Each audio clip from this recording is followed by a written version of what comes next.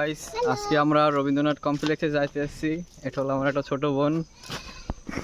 আমরা এখন রবীন্দ্রনাথ কমপ্লেক্সে চলে আসছি। এটা হলো রবীন্দ্রনাথ কমপ্লেক্স, রবীন্দ্রনাথ ঠাকুরের শ্বশুর বাড়ি। এখানে লেখা আছে টিকিট কেটে ভিতরে প্রবেশ করুন। পাশে রয়েছে টিকিট কাউন্টার। এটা হলো রবীন্দ্রনাথ কমপ্লেক্স। আর আপনার পাশে হলো গিয়া এপাশে একটি ঘর আছে, প্লাস এপাশে কিছু জায়গা আছে ফটো তোলার মতো।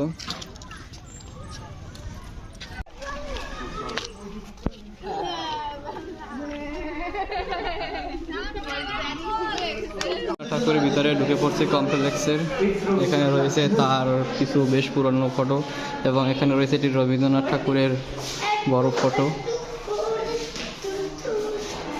তারপর এখানে তার কিছু রবীন্দ্রনাথ ঠাকুরের জীবনের কর্ম সেটি লেখা আছে এই পাশটায়। আর এই পাশটা হলো তার বাড়ির পুরানো মিউজিয়ামের যত ফটো আছে পুরনো দিনের কালের, সেগুলো ফটো এখানে। রবীন্দ্রনাথ ঠাকুরের বাড়ি সংরক্ষণ পূর্ব আলোকচিত্রময় ফটো।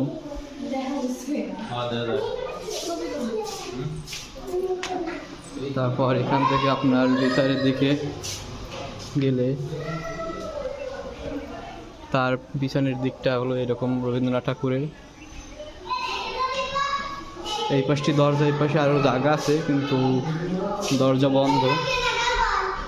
আর এর দোতলাও আছে। আর তার এই জায়গায় হলো তার বই লেখা রবীন্দ্রনাথ ঠাকুরের। এখানে তার একটি ফটো আছে। এখানে হলো অফিস কক্ষ রবীন্দ্রনাথ ঠাকুরের। তার এখানে যে পরিচালনা করে তার অফিস কক্ষ রয়েছে। এখান থেকে একটি সিঁড়ি আছে যেটি মানে দোতলায় চলে যায়।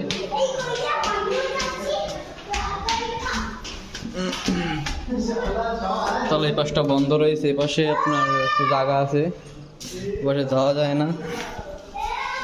আর দেবী মন্দির এই পাশে রয়েছে কিছু ফটো চিত্রকার। আর এখান থেকে পুরো দেখা যায় সব কিছু।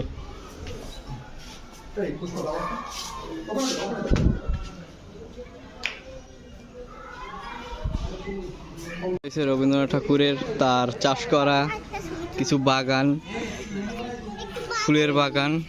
এটা হলো একটা বোন আমার, সে খুব আনন্দে আছে।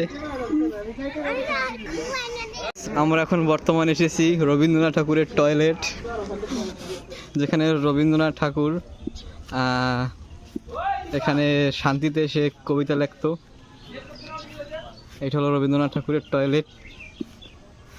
আর এটা হলো রবীন্দ্রনাথ ঠাকুরের পিছনের দিকে অংশ, পিছনের বাড়ির অংশ। আর এটা হলো রবীন্দ্রনাথ ঠাকুরের কল। আর ওখানে একটি অফিস ছিল রবীন্দ্রনাথ ঠাকুরের। এখানে সে চিত্রকার করতো হয়তো, আমি ততটা জানি না। আসলে রবীন্দ্রনাথ ঠাকুরের বাগিচা। রবীন্দ্রনাথ ঠাকুর সম্পূর্ণ ঘুরে নিলাম। তো নেক্সট ভিডিওতে আপনাদের সাথে দেখা হচ্ছে। সবাই ভালো থাকবেন। Tata, bye bye.